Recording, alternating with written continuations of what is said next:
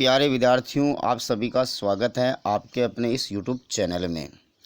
मेरे प्यारे विद्यार्थियों, जैसा कि आपने थंबनेल में देख लिया है, हमारा जो टॉपिक है वो आज संस्कृत से संबंधित है और आपकी परीक्षा को मद्देनज़र रखते हुए, आपके हित को मैं मद्देनज़र रखते हुए मैं आपके लिए लाया हूँ पाठ 1, जो आपके सुभाषितानी वाला जो पाठ है, इससे संबंधित आपके जो पाठ्य पुस्तक के प्रश्न और अन्य महत्वपूर्ण प्रश्न जो परीक्षा की दृष्टि से इम्पोर्टेंट रहने वाले हैं, उनका हम आज दौरान करेंगे।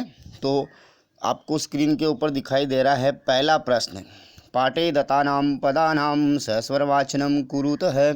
तो ये आपके पाठ में जो श्लोक आए हैं उनको आपने कंठस्थ कर लिया होगा, ठीक है ना। तो ये तो आप कर लेंगे, इसमें कोई प्रॉब्लम नहीं। दूसरा प्रश्न क्या कह रहा है, श्लोका से सुरिक्त स्थानानि पूर्यति, यानी कि जो श्लोक में रिक्त स्थान यहाँ पर दिया गया है उसकी आपको पूर्ति करनी थी। यदि आपको श्लोक याद है तो आप रिक्त स्थान की पूर्ति भी कर लेंगे। अब हमारा जो प्रश्न नंबर 3 है, यहाँ से ही हमारा मुख्य जो पाठ का जो प्रश्न उत्तर है वो शुरू हो जाते हैं। तो प्रश्न 3 कह रहा है, प्रश्नानाम उत्तराणि एक पदेन लिखतः। प्रश्नानाम उत्तराणि एक पदेन लिखतः, यानी कि प्रश्नों के उत्तर एक पद में आपको देने हैं, लिखने हैं। तो पहला क जो प्रश्न है वो क्या कह रहा है, वो कह रहा है व्यसनीन किम नशन्ति।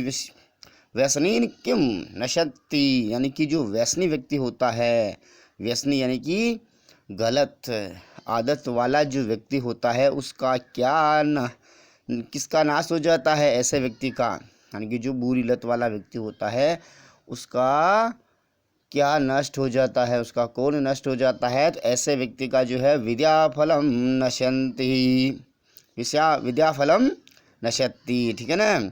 विद्याफल व्यसनी व्यक्ति का नष्ट हो जाता है या उसका नाश हो जाता है, ठीक है ना। तो विद्याफलम व्यसनेन नशति। ख में लिखा हुआ है कस्य यश नशति, किसका यश नष्ट हो जाता है या उसका नाश हो जाता है। तो लुब्धस्य यश नश्यति, यानी कि लुब्धस्य का अर्थ होता है मेरे प्यारे विद्यार्थियों, लुब्ध का अर्थ होता है लोभी। लोभी जो व्यक्ति होता है ना, लालच करने वाला, उसका जो यश होता है वो नष्ट हो जाता है, ठीक है। तो लुब्धस्य यश नश्यति, ठीक है। उसके बाद घ में लिखा हुआ है मधुमक्षिका किम जनयति। मधुमक्षिका किम जनयति, यहाँ पर देखिए जनयति, जनयति में क्या है, जन जो शब्द है ना, जन का अर्थ होता है निर्माण करना, धातु है ये बनाना, ठीक है ना, निर्माण करना या बनाना, ठीक है ना। तो मधुमक्षिका किम जनयति, मधुमक्षिका किसका निर्माण करती है, तो माधुर्यम, किसका निर्माण करती है प्यारे विद्यार्थियों, माधुर्यम। माधुर्यम माने यहाँ पर इसका अर्थ होगा शहद, क्या होगा, शहद। तो मधुमक्खियाँ जो होती है वो शहद का निर्माण करती है, तो माधुर्यम आ जाएगा। मेरे प्यारे विद्यार्थियों, आपको मैं ये जो प्रत्यय है ना, ये प्रत्यय इसका चमत्कार दिखाता हूँ।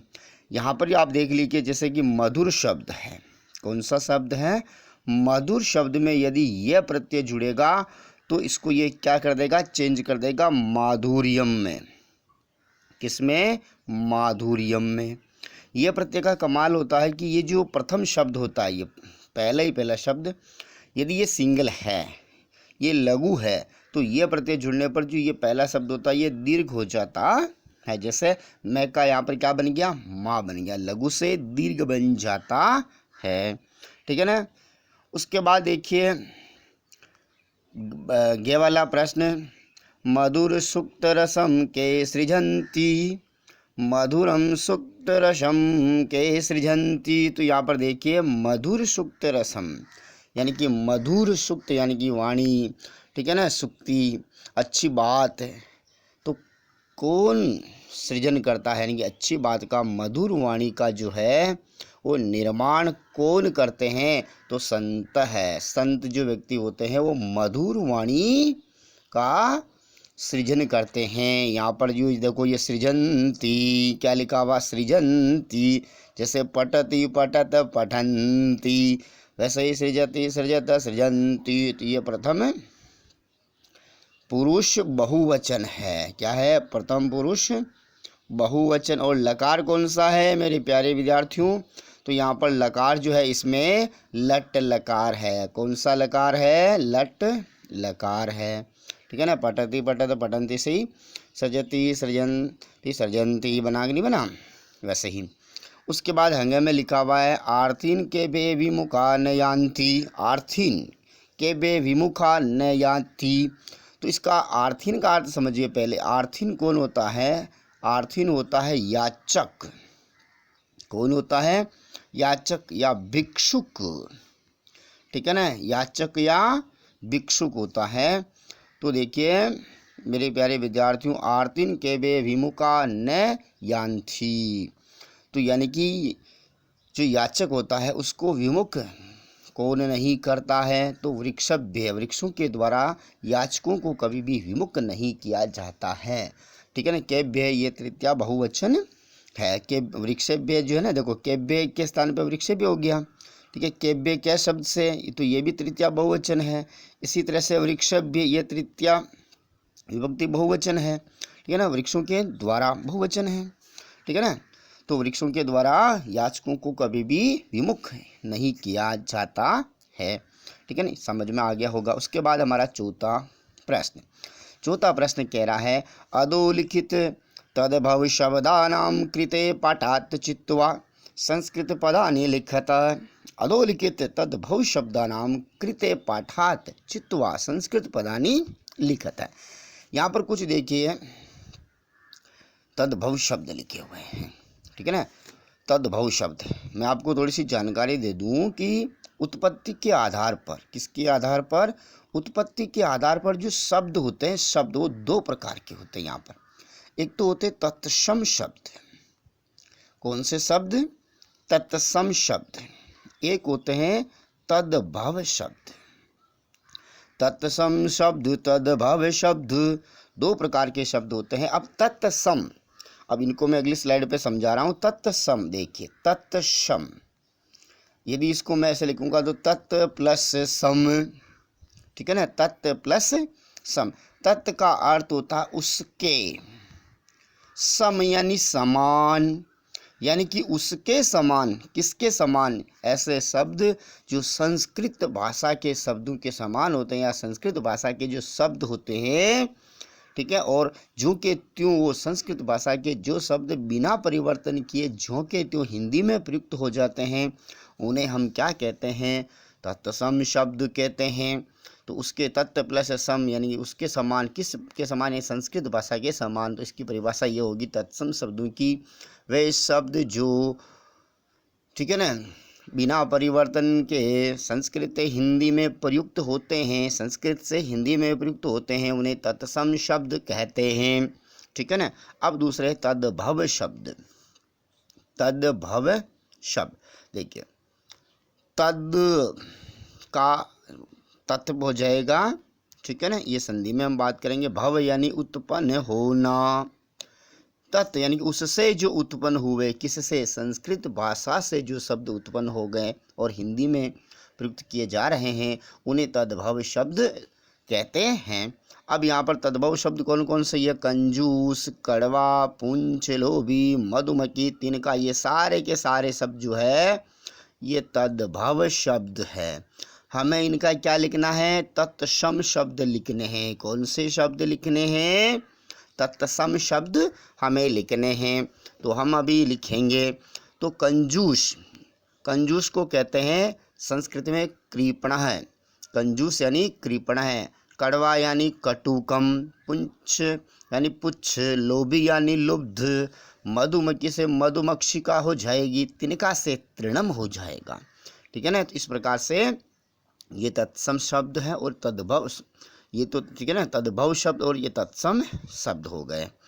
उसके बाद पांचवा प्रश्न, इम्पोर्टेंट प्रश्न है, ये भी परीक्षा में पूछा जा सकता है। इस प्रकार का प्रश्न, अधोलिखितेषु वाक्येषु कर्तृपदम क्रियापदम च चित्वा लिखित है। अधोलिखितेषु यानी कि जो नीचे लिखे गए हैं वाक्यसु, वाक्यों में कर्तृपदम, क्रियापदम चित्वा, चित्वा यानी कि चुन करके लिखता यानी कि लिखना है। तो नीचे वाक्य कुछ दिए गए हैं, इन वाक्यों में हमें कर्ता पद और क्रियापद को चुन करके लिखना है कि कौन सा पद तो कर्ता है और कौन सा पद क्रिया है, इन वाक्यों में हमें लिखना है। तो यहाँ पर मैं आपको समझा देता हूँ मेरे प्यारे विद्यार्थियों, ये शब्द लिखा हुआ है कर्तृपदम।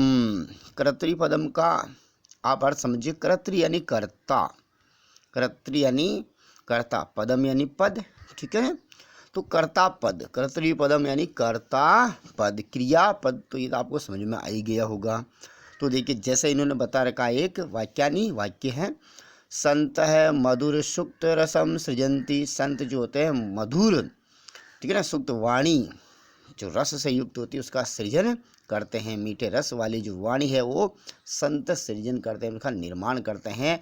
तो यहाँ पर जो मधुर वाणी का निर्माण यानी कि जो ठीक है ना, वो कौन कर रहे हैं, सृजन कौन कर रहे हैं, तो संत कर रहे हैं। तो संत क्या हो गए, हमारे कर्ता हो गए। कर्ता कौन होता है, जो काम को करता है वह कर्ता कहलाता है। जो काम करने वाले को हम क्या कहते हैं, कर्ता। जो काम करने वाला होता है, काम करने वाले को कर्ता कहते हैं, काम करने वाले को कर्ता कहा जाता है, ठीक है ना।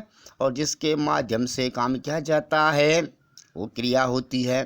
तो यहाँ पर सृजंती, वो जो संत है वो क्या कर रहे हैं, क्या कर रहे हैं, वो कर रहे हैं मधुर वाणी का निर्माण, सृजंती ये क्रिया पद हो गया, ठीक है ना। अब इसी तरह से हमें बाकी जो यहाँ पर वाक्य लिखे हुए हैं उनमें से कर्ता और क्रिया को हमें अलग अलग छांटना है। पहला क्या लिखा हुआ, निर्गुणम प्राप्य भवन्ति दोषाः, निर्गुणम प्राप्य भवन्ति दोषाः। तो यहाँ पर मुख्य जो है काम वो कौन है, हमारे दोष है, दोष, दोष क्या, ठीक है ना। तो दोष हो गए कर्ता, और भवन्ति, भव धातु से शब्द बना, ये तो आपको क्रियापद पकड़ में आ गया है, ठीक है ना। निर्गुणम प्राप्य, निर्गुण को प्राप्त करके दोष भी क्या बन जाते हैं, निर्गुण बन जाते हैं। तो बनने का काम कौन कर रहे हैं, दोष कर रहे हैं। तो कर्ता कौन होंगे, दोष होंगे। दोषाः बहुवचन है, दोष, दोषम दोषाः बहुवचन है ये, ठीक है ना, प्रथमा बहुवचन है। दोषा भवन्ति, देखो ये भी बहुवचन है कि नहीं है, भव धातु का लेट लकार बहुवचन है, ठीक है ना, प्रथम पुरुष में। तो भवति भवत भवन्ति, तो ये क्रिया, ठीक है ना, भव धातु से बनी है। भव का अर्थ होता है होना, ठीक है ना, भवति भवत भवन्ति। तो दोषा तो कर्ता और भवन्ति क्रियापद हो गया। ख वाला देखिए, गुणगेषु गुणा भवन्ति, गुणगेषु गुणा भवन्ति, गुणगेषु, ठीक है ना, ज्ञानियों में गुण जो होते हैं वो उत्पन्न होते हैं, भवति। तो यहाँ पर मेन गुण है, भवन्ति वही, ठीक है ना, क्रिया पद हो गया। उसके बाद नेक्स्ट ग वाला, स्क्रीन के ऊपर देखिए, मधुमक्षिका माधुर्यम जनियेत, मधुमक्षिका माधुर्यम जनियेत, माधुर्यम माने शहद, जनियत का मतलब निर्माण करती है, बनाती है, उत्पन्न करती है। तो कौन बना रही शहद, मधुमक्षिका।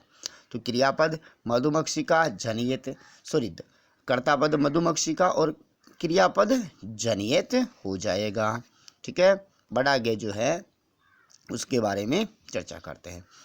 पिशुनस्य मैत्री यशः नाशयति, पिशुनस्य मैत्री यशः नाशयति, पिशुनस्य, देखिए वैसे पिशुन जो शब्द होता है यहाँ पर ये पिशुनस्य, तो ये इसका कौन सी विभक्ति है बताइए भाई। पिशुन शब्द में पिशुन रामस्य होता नहीं होता है, राम का, तो षष्ठी विभक्ति एक नहीं है।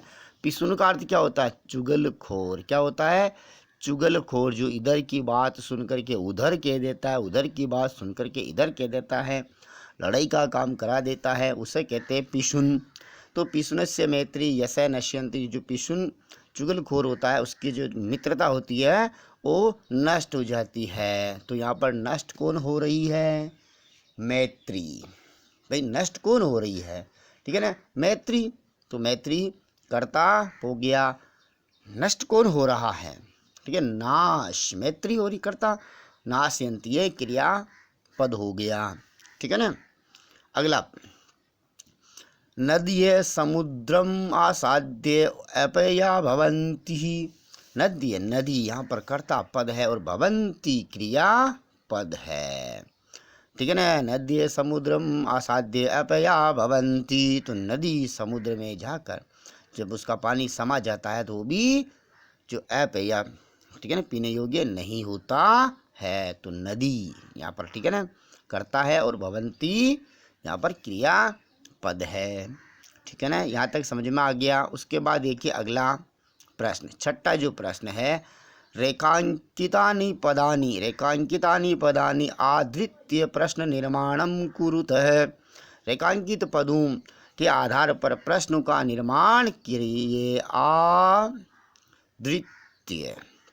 यहाँ पर आधृत्य में यानी कि आधार पर, ठीक है ना, यहाँ पर यण संधि, इसमें कौन सी संधि है, यण संधि, ठीक है ना, ये भी आप समझ लीजिए।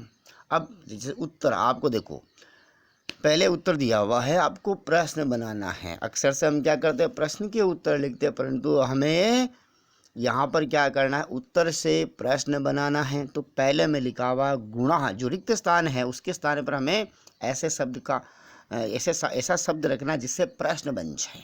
ठीक है ना। तो गुणा गुणगेषु गुणा भवन्ति, गुणा गुणगेषु गुणा भवन्ति। तो गुणा जो शब्द है ये प्रथमा विभक्ति का बहुवचन है कि नहीं है। ठीक है ना। गुण शब्द जो प्रथमा विभक्ति जो होती है उसका बहुवचन है। तो कौन, गुणा गुणगेषु गुणा भवन्ति, गुण जो होते हैं वो गुण ज्ञानियों में गुण कहलाते हैं। तो कौन कहलाते हैं, तो कै शब्द से कौन बनेगा, तो कै का हम क्या लेंगे, प्रथमा, भाई गुणा है ये प्रथमा बहुवचन है तो इसका भी हम क्या लेंगे, प्रथमा विभक्ति का बहुवचन लेंगे। तो के कऊ के, तो इसका क्या लेंगे, हम के लेंगे। तो गुणा के स्थान पर हम क्या सेट कर देंगे, के कर देंगे। तो हमारा क्या बन जाएगा, प्रश्न है। तो देखो प्रश्न बन गया, के गुणगेषु गुणा भवन्ति। ठीक है ना।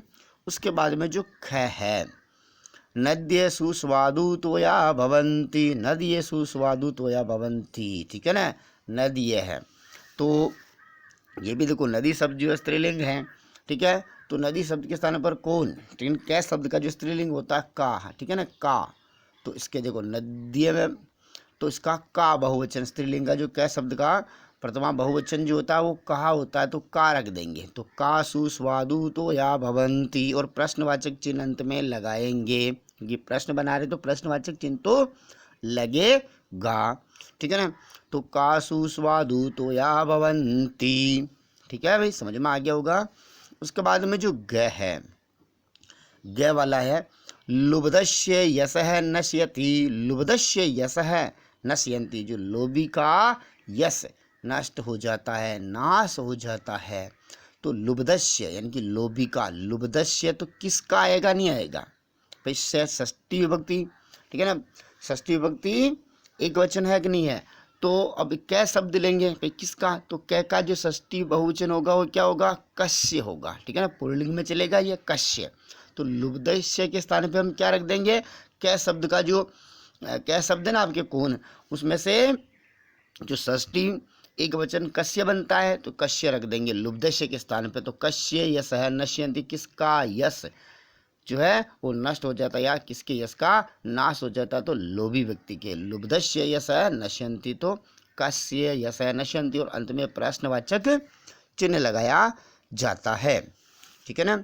उसके बाद में अगला प्रश्न, मधुमक्षिका माधुर्यमेव जनयति, मधुमक्षिका माधुर्यमेव जनयति। मधुमक्खियाँ जो होती है माधुर्य के समान जो शहद होता है, शहद का निर्माण करती है, जनयति उत्पन्न करती है।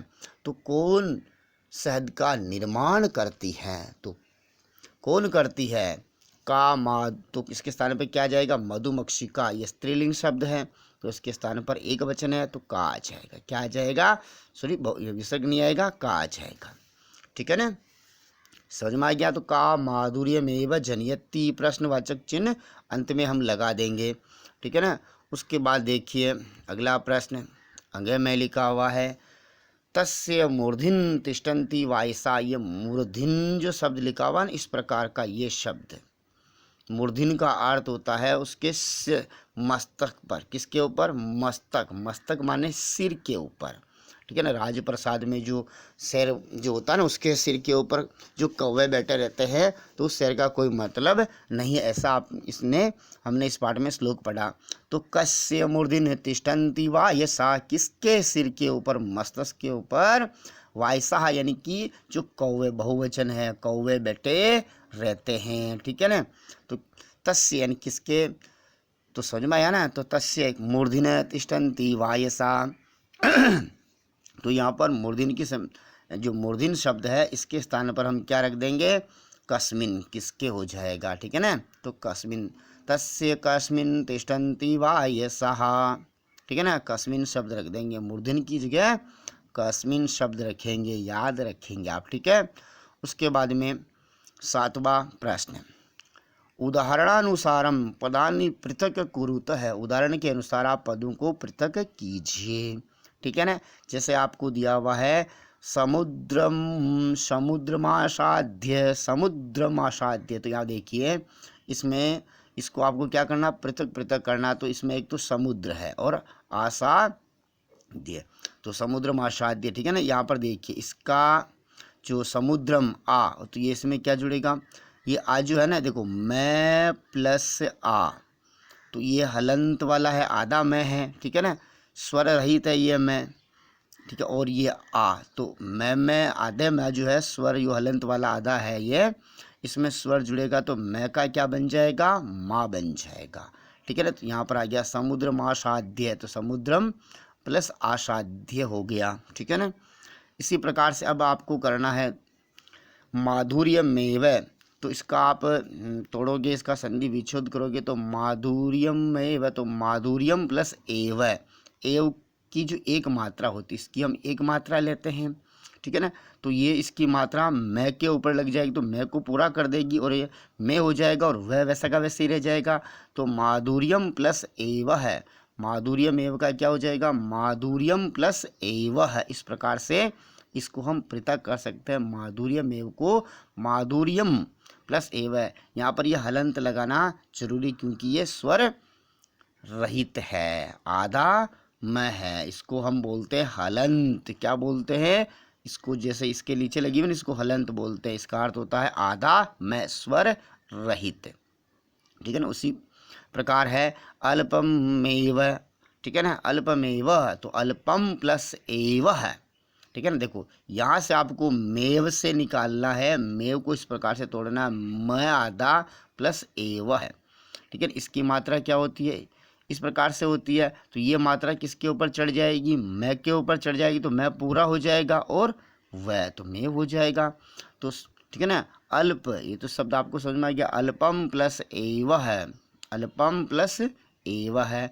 इसी प्रकार से सर्वमेव का सर्वम प्लस एव हो जाएगा, देवमेव, तो देवम प्लस एव हो जाएगा। इसी प्रकार से महात्मना नाम मुक्ति, तो महात्मना नाम उक्ति ही, महात्मना नाम, देखो महात्मना नाम मुक्ति, मुक्ति का मतलब आप उक्ति, महात्मा जो संत महात्मा होते हैं उनकी उक्ति यानी उनका कथन, ठीक है ना। तो महात्मना नाम उक्ति ही, मुक्ति मत लिख देना, ठीक है ना, क्योंकि यहाँ से ये देखो मुक्ति में ना, देखो ये म, तो ये मैं आधा और ये छोटा ऊ, तो इसको ऐसे लिखेंगे उक्ति ही, ठीक है ना, आप मुक्ति मत लिख देना, ठीक है ना। तो महात्मना नाम उक्ति ही, ठीक है। उसी प्रकार से विपदा मादावेव, विपदा मादावेव, विपदा मादावेव, तो इसका हो जाएगा विपदाम आदव एव है, विपदाम आदव एव है। यहाँ पर यण संधि हो जाएगी। ये तो आपके पाठ के महत्वपूर्ण प्रश्न जो आपके पाठ्य पुस्तक में हैं हुए हैं। अब इस पाठ के अन्य महत्वपूर्ण प्रश्नों को भी हम समझ लेते हैं, जो वस्तुनिष्ठ प्रकार के आपके प्रश्न हैं। इसमें देखिए पहला प्रश्न वस्तुनिष्ठ में बहुविकल्प वाले जो प्रश्न आपके पूछे जाएंगे ना, वो प्रश्न, पहला प्रश्न क्या कह रहा है, देखो प्रदत्त विकल्प पे सुधम उत्तरम चित्वा लिखत है। जो आपको प्रदत्त यानी दिए गए विकल्प, इनके द्वारा पे अल्पे भी, इसके देखो पे का मतलब इनमें से आपको इस जो प्रदत्त विकल्प जो दिया गया है, इसके द्वारा शुद्ध उत्तर चुन करके लिखना है। तो इसमें पहला जो है इसका देखो, गुणः निर्गुणम प्राप्य के भवन्ति, ठीक है ना, गुणा निर्गुणम प्राप्य के भवन्ति, गुण निर्गुण व्यक्ति को यदि प्राप्त हो जाते तो क्या बन जाते हैं, दोषाः, क्या बन जाते हैं, दोषा, ए वाला सही हो जाएगा। दूसरा, अर्थस्य परस्य किम नश्यन्ति, अर्थस्य परस्य किम, जो धर्म अर्थ परायण होता है, धन परायण का क्या नष्ट हो जाता है, तो धर्म परायण अर्थ परायण का जो अर्थ यानी धन, धन परायण का क्या नष्ट हो जाता है, तो धन परायण का धर्म नष्ट हो जाता है, ठीक है ना। सौख्यम, तीसरा है सौख्यम कस्य नश्यति, सौख्यम कस्य नश्यन्ति, ठीक है ना। सौख्यम, सौख्यम का अर्थ क्या होता है, मुझे आप बताओ भाई, सौख्यम, ठीक है ना, सौख्यम का अर्थ क्या होता है, सौख्यम, समझ में आ रहा है ना, सौख्यम, इसका अर्थ आप मुझे बताइए क्या होता है, फटाफट आप कमेंट में लिखिए सर सौख्यम का अर्थ क्या होता है। सौख्यम का अर्थ होता है मेरे प्यारे विद्यार्थियों सुख। देखिए सुख में यदि यह प्रत्यय जुड़ जाता है तो यह बन जाता है सौख्य, ठीक है ना, और संस्कृत में इसमें सौख्यम लिखा हुआ है, तो सुख में यह प्रत्यय जुड़ जाने पर सौख्यम बन जाता है। तो सुख किसका नाश कर देता है, तो कृपण, देखो कृपणस्य कंजूस का, ठीक है ना, कंजूस, कंजूस कृपणस्य, ठीक है ना, सौख्यम नश्यति ही, समझ में आ गया। उसके बाद ये अगला चौथा जो है खादन इति पदे का प्रत्यय है। खादन शब्द में प्रत्यय कौन सा है, तो इसमें सत्री प्रत्यय है, जिसके अंत में न दिख जाए जिस शब्द के, वहाँ पर सत्री प्रत्यय होगा, ठीक है ना, सत्री प्रत्यय होगा, तुमुन नहीं होगा, आप तुमुन कर दोगे, न से नहीं, तुमुन नहीं होगा, ठीक है ना। ये लेप कत्वा नहीं होगा, सत्री प्रत्यय होगा। कौन सा प्रत्यय होगा, जिन शब्द के अंत में आधा न दिखता हो, ठीक है ना, और कुछ नहीं दिखता हो, ठीक है ना। खाद धातु है, खादती, खादत, खादंती से, समझ में आ गया, तो सत्री प्रत्यय है। उसके बाद में देखिए साहब पांचवा, सृजंती इति पदे क लकार है, सृजंती, तो सृजंती में सृज धातु है, कौन सा है, सृज धातु, सृज का अर्थ होता है निर्माण करना, तो सृजंती आपको समझ में आ गया होगा, ये पठ धातु के समान है, तो पठती, पठत, पठनती, तो सृजती, सृजत, सृजंती, तो लट लकार है, वर्तमान काल है, कौन सा है, वर्तमान काल। छठा प्रश्न, कटुकम इति पदस्य विलोम पदम किम, कटुकम, कटुकम का अर्थ होता कड़वे शब्द का विलोम शब्द क्या है, तो कड़वा, तो कड़वे का विलोम क्या होगा, मधुर, कड़वा मधुर, आप स्वादिष्ट मत लिख देना, कड़वा का क्या होगा, मधुर होगा, मधुर से, ठीक है ना, समझ में आ गया। उसके बाद सातवां प्रश्न, मधुर सुक्त रसम के सृजंती, मधुर सुक्त रसम के सृजंती संतः, ये हमने पहले पढ़ लिया। पशुनाम इति पदे कहा विभक्ति, पशुनाम, पशुनाम शब्द में विभक्ति कौन सी है, तो षष्ठी विभक्ति है मेरे प्यारे विद्यार्थियों, आपको याद ही है, जैसे रामा नाम से पशु नाम, रामा नाम होता है रामा नाम, राम शब्द से, तो पशु नाम में षष्ठी विभक्ति हो गई। इस प्रकार से ये आपके पार्ट 1 के महत्वपूर्ण प्रश्न है। अब इसके बाद में पार्ट 2 आएगा, ठीक है ना। आप अपने चैनल को सब्सक्राइब करो ताकि मैं जो भी वीडियो अपलोड करूं उसका नोटिफिकेशन आपको तुरंत मिल जाएगा, क्या हो जाएगा, तुरंत मिल जाएगा, और इसी प्रकार के आपको मैं इम्पोर्टेंट वीडियो लाता रहूँगा। जय हिंद, जय भारत, आपका दिन मंगलमय हो, भविष्य उज्जवल हो।